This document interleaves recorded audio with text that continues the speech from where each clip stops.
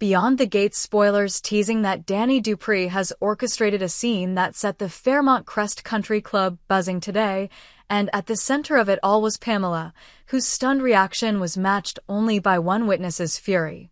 It was a bright Saturday afternoon when the lush grounds of Fairmont Crest shimmered under a genial sun, the kind of day that promised easy conversation and gently clinking glasses. Dani Dupree and Pamela Caldwell had settled into plush wicker chairs at a secluded table on the veranda, the rolling green of the golf course stretching behind them. Pamela, Dani's closest friend and confidant, had just finished recounting a scandalous, late-night kiss with Diego Ramirez, the club's charismatic personal trainer. Diego had refused Pamela's offhand offer to model for his social media campaign, admitting instead that his kiss was a calculated spoil, meticulously designed to stoke jealousy in another woman. Pamela confessed with a rueful smile that she could not shake the memory of Diego's lips, while also believing that his rejection meant her days as a magnet for attention were over. As Pamela toyed with her mint julep, Dani listened with the blend of sympathy and amusement she reserved for only her dearest friends. Pamela's story was ripe with irony. Pamela, who once relished the spotlight, now doubting her own allure. But when conversation turned to Andre Richardson, Dani's composure shifted. Pamela, lowering her voice, teased, "You and Andre have that spark, Dani. Why don't you go for it? Let yourself fall for that golden boy." Eyes gleaming with mischief, Dani pressed Pamela for more. Yet when Pamela's cheeks colored at the implication, Dani leaned across the table, captured Pamela's face in her hands, and kissed her, long and deliberate, lips pressing firmly for more than 5 seconds. The hush that followed seemed to stretch an eternity. Among the onlookers, Bill Hamilton, Dani's ex-husband, froze mid-sip of iced tea. Beside him, his new wife Haley's eyes bulged in shock. Scattered guests at nearby tables whispered and gawked, their murmurs rustling like wind through leaves. But none felt the sting of betrayal quite like Chelsea, Dani's daughter, who had just returned from uptown, hopeful for a tête-à-tête with her friend Allison. Allison, who harbored a private crush on Chelsea, had invited her out under the guise of a casual lunch. Chelsea, naively expecting a duo, was instead confronted with this intimate spectacle. Chelsea's face blazed with hurt and indignation. She stormed to the table, eyes flashing. "What is wrong with you, Mom?" she demanded, voice echoing across the veranda. "Kissing your friend to get attention? What kind of game is this? Do you think it's funny to humiliate yourself like that?" Dani's lips parted as if to explain, but Pamela shook her head, her own cheeks flushed. The guests watched in morbid fascination as Chelsea unleashed a torrent of criticism, a barrage of words laced with confusion and pain. She accused Dani of staging a public spectacle to spite Bill, of trivializing same-sex affection, and of trampling anyone who truly cared for her. The accusations fell unevenly, a mix of adolescent angst and genuine betrayal. Chelsea's tears glistened in the sun as she turned away, shoulders trembling. The veranda seemed to hold its breath.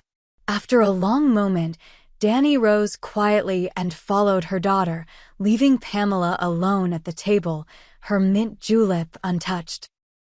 In the quiet of the corridor leading to the club's ballroom, Dani found Chelsea crumpled against a wall, tears slipping freely down her cheeks. Guilt and concern washed over Dani as she knelt beside her. "It's not what you think," Dani whispered, brushing a strand of hair from Chelsea's face. "I didn't mean to hurt you." Chelsea's grief spilled over. "Everything's wrong, Mom. Everything," she sobbed. I thought you were different. And now I see you just playing games." Then, in a tremulous voice, she confessed the truth she'd hidden until now. "I'm bisexual," she said, voice cracking but growing steadier. "I like girls, Mom. Allison. I care about her.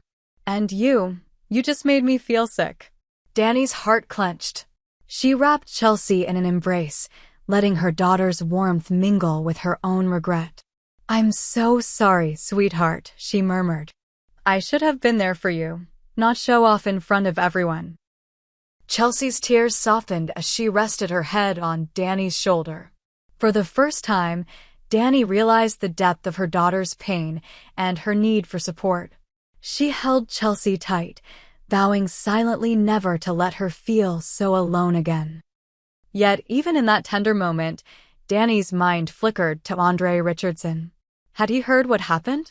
Was he thinking of her now, whether with fondness or indifference?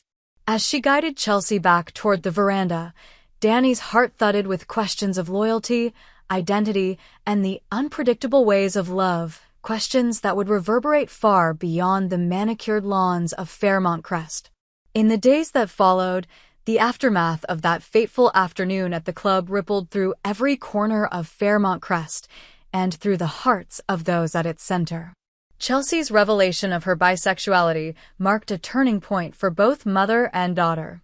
Over the next few evenings, Dani turned the guest room into a sanctuary of soft pillows and warm blankets, inviting Chelsea to decorate the space with string lights and hand-lettered affirmations.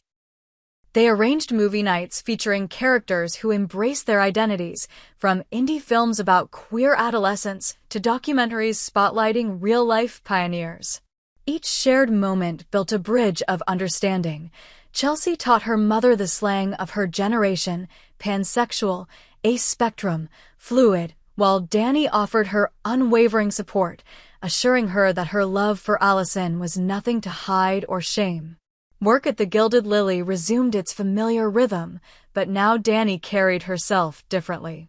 Her bar station became a reminder of resilience. Every Phoenix Rising cocktail served was a testament to rising from the ashes of public scrutiny. Patrons who once whispered now greeted her with nods of respect, and the staff rallied around her, offering small comforts, fresh flowers on busy nights, a helping hand when the bar felt crowded. Yet Dani's mind often drifted to Andre Richardson. She scrolled through her phone one evening, lingering on images of his improbable generosity at a Richardson Innovations charity gala. His award for community leadership had been accompanied by a radiant smile that, in her memory, seemed directed just at her. Andre himself was confronting new dilemmas. News of the club incident had spread even to his inner circle. In board meetings, he faced veiled questions. Is everything all right with your mother? Quite the headline in the society pages, wasn't it? Each query was a stab to his resolve. Attempting to maintain professionalism, Andre threw himself into work, spearheading a project to revitalize local youth centers. He found solace in mentoring teens eager to code their first apps, an echo of Chelsea's struggles for acceptance. Yet every evening, doubt gnawed at him. He reflected on his letter, now tucked away on Ashley's balcony and high on Dani's shelf. He wondered whether honesty might redeem him, or whether it would only confirm his greatest fears of rejection. Finally, he resolved to see Dani, if only to understand the depth of her feelings and to apologize properly. One twilight at the Fairmont Pavilion, now empty of golfers and guests, Dani closed up the bar after a charity event. She was stacking clean glasses when she heard footsteps on the boardwalk. Turning, she saw Andre approaching, hands in his coat pockets, eyes shadowed with remorse. "Dani," he began softly, voice catching. "Can we talk?" Dani paused, heart pounding. Memories of the kiss with Pamela still sizzled in her memory. She gestured to a nearby bench. "All right. One conversation." He sat, exhaling deeply. "I've been thinking about what happened, about the spectacle at the club, and about you and Chelsea. I am so sorry for adding chaos to your life. I came to offer a genuine apology." Dani's lips tightened. "I accepted your absence, your silence. I almost believed I was on my own." Andre's shoulders slumped. "I was afraid you'd hate me, afraid I'd lose you. I've been a coward." Dani studied him. In his eyes, she read sincerity, but also the haunting question of whether to trust him again. "Words aren't enough," she said. "I need to see change." Andre nodded. "I understand. I'm not asking for forgiveness yet. Just a chance to prove I can be better for you and for everyone I've hurt. At that moment, Chelsea emerged from the pavilion, her phone in hand. She had come to apologize for her outburst, but froze when she saw them. Her jaw set as she watched her mother and Andre lock gazes, an unspoken accord passing between them. Dani stood, placing a gentle hand on Chelsea's shoulder. "We'll talk later, sweetheart," she said. Turning back to Andre, she added, "Let's start by fixing what's broken." Meanwhile, Ashley Morgan's world was undergoing its own reconstruction. The apartment she once shared with Derek now felt peaceful without the tension of everyday disagreements. Derek stopped by one afternoon, surprise etched on his face as he found Ashley volunteering at the community library. Books on LGBT history lined the shelves she was organizing, a quiet tribute to Chelsea's journey. "I see you've been busy," Derek said, offering a shy smile. Ashley nodded. "I'm trying to support Chelsea and figure out who I am without everything else." Their conversation unfolded with honesty.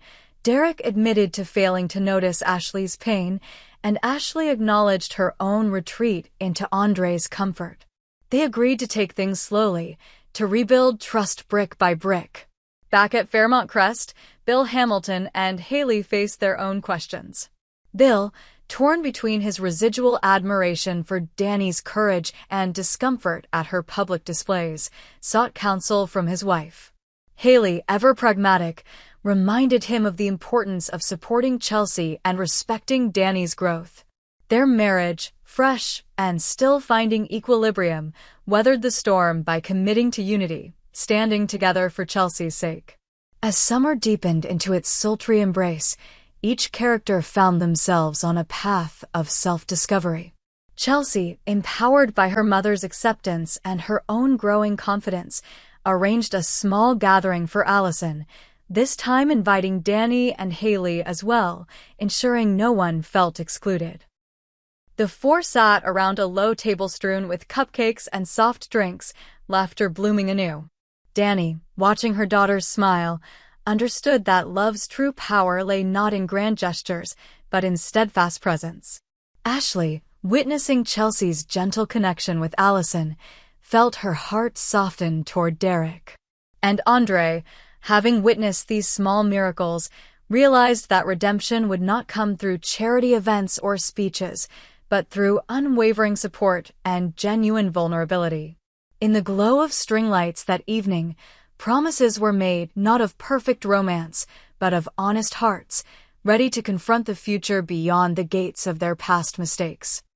Yet life, with its knack for surprises, was not finished weaving its tapestry. A week later, Fairmont Crest buzzed once more, not over scandal this time, but anticipation. The club's annual summer gala approached, promising music under the stars, gourmet hors d'oeuvres, and the unveiling of a charity silent auction benefiting the new youth center Andre had spearheaded. Dani fretted over her attire until late afternoon, finally settling on a deep emerald dress that complemented her eyes and spoke of quiet confidence. Chelsea, radiant in a soft lavender frock, arrived with Allison by her side, both girls smiling, their connection more comfortable than ever. Haley greeted them warmly, slipping an arm around Dani's waist, a gesture of solidarity that spoke louder than any words. As guests emerged onto the lawn, Derek offered to escort Ashley. She hesitated, remembering past bruises, but nodded and slipped her hand into his. Their renewed partnership was a testament to honest conversation, each step in sync after weeks of careful reconstruction. Andre, stationed near the auction display, caught sight of Dani and paused. Instead of rushing forward, he allowed himself a silent moment of gratitude for forgiveness granted, for the chance to stand among those he had hurt, now given the opportunity to make amends through service. He watched as Chelsea and Allison approached, the two laughing softly about a shared joke. His heart, once clouded by his own insecurities, swelled at the sight of her genuine happiness. The evening's keynote moment arrived when Andre climbed onto a small podium lit by fairy lights. He cleared his throat, scanning the crowd until his gaze settled on his mother, Nicole, who offered him an encouraging nod. Dani, standing beside her daughter, squeezed Chelsea's hand. Ashley, positioned near Derek, leaned closer, curious to hear what Andre would say. "Thank you all for coming," Andre began, voice steady. "This youth center is more than bricks and mortar. It's a beacon of hope for kids who, like some of us, needed a place to belong." His eyes flicked to Chelsea, then to Dani. "It's a testament to what we can achieve when we face our mistakes and choose to build something better." A murmur of appreciation rippled through the crowd. When the auction concluded, proceeds exceeding all expectations, guests mingled beneath canopy tents. Mercedes, the club manager, sidled up to Dani. "I wanted to say," she began, "that your support for Chelsea has inspired many. You handled that afternoon with strength." Dani smiled, recalling the corridor confrontation. "I learned that silence can hurt more than truth," she said. "So I try not to hold back anymore."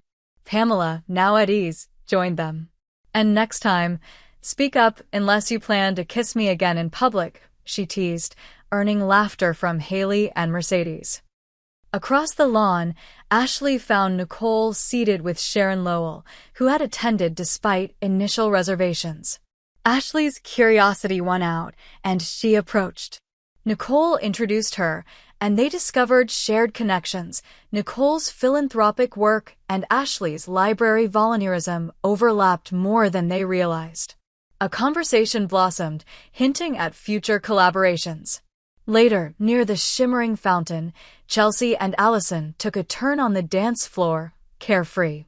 Bill watched from a bench, Haley at his side. His earlier reservations melted as he saw Chelsea's unguarded joy. Turning to Haley, he admitted quietly, she needed that. Haley nodded, resting her head on his shoulder. She did. And so did everyone here. As the gala wound down, Dani gathered Chelsea and Allison in a circle, promising to make their journey toward acceptance and love a shared adventure. Andre joined, bringing with him a chilled bottle of sparkling cider, handing cups to each with steady hands. His gesture, simple yet sincere, bridged the gap between past mistakes and future possibilities. Under the starlit sky, laughter mingled with music. Hearts once fractured now found rhythm in forgiveness, respect, and new beginnings. The gates to their past grievances remained visible, but formidable no more, transformed into archways of memory, guiding them toward a collective tomorrow defined not by deceit or shame, but by the courage to face truths together.